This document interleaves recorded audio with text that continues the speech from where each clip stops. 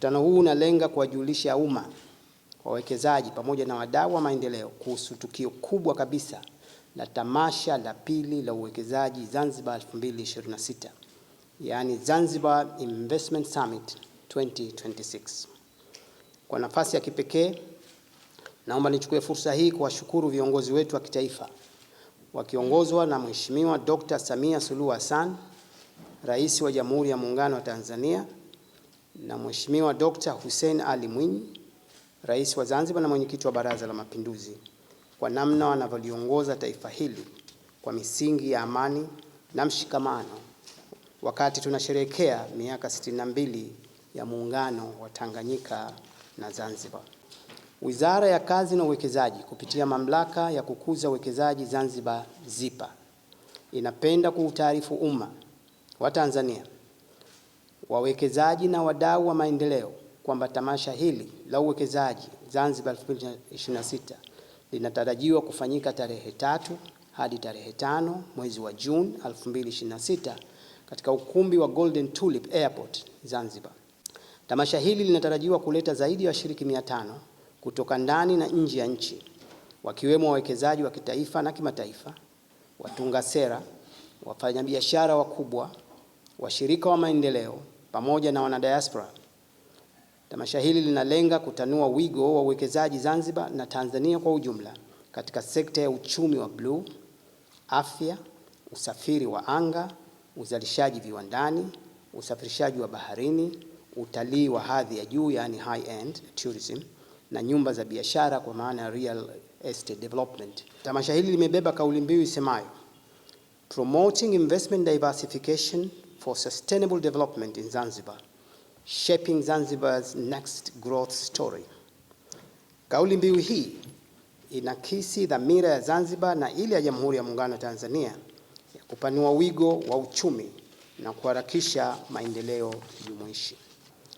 Tamasha hili linatarajiwa kufunguliwa rasmi na Mheshimiwa Dr. Hussein Ali Mwinyi, Rais wa Zanzibar na Mwenyekiti wa Baraza la Mapinduzi, ikiwa ni ishara ya dhamira thabiti ya serikali katika kuunga mkono maendeleo yanayoongozwa na sekta binafsi pamoja na ushirikiano wa kimkakati katika uwekezaji.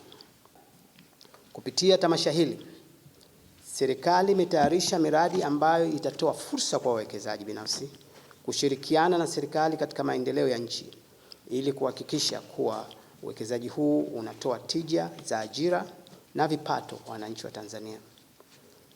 Tamasha hili la uwekezaji mwaka 2026 litajumuisha shughuli mbalimbali. Kwanza, ziara za kutembelea maeneo ya uwekezaji.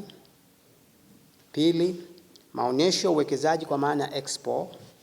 3, majadiliano ya kiwango cha juu. 4, madarasa maalum ya uwekezaji na biashara maana master classes. 5, mkutano maalum wa wanadiaspora. 6, mikutano ya ana kwa ana ya biashara kwa maana B2B na ile B2G, business to business na business to government.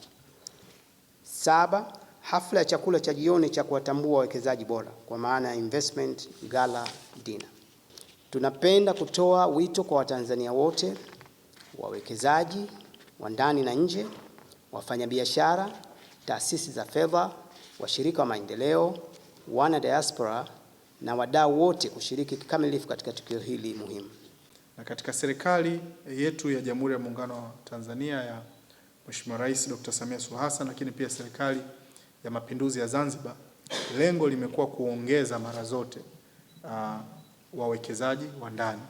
Tumetoka mwaka 2020 10%, kufikia mwaka 2025 50% ya wawekezaji tunaowasajili ni wawekezaji wa ndani au wawekezaji wa ndani wanaofanya joint venture na wawekezaji wa nje.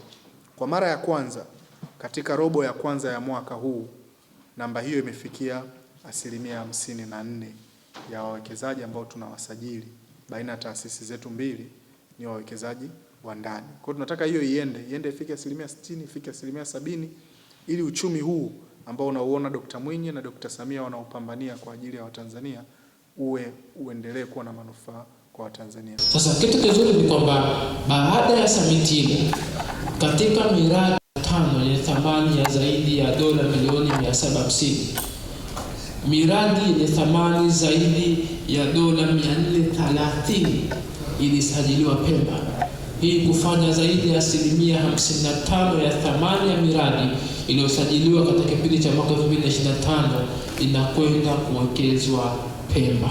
Kwa hivyo hii ni faida kubwa iliyopatikana katika summit ile ya mwanzo ambayo imefanyika Pemba.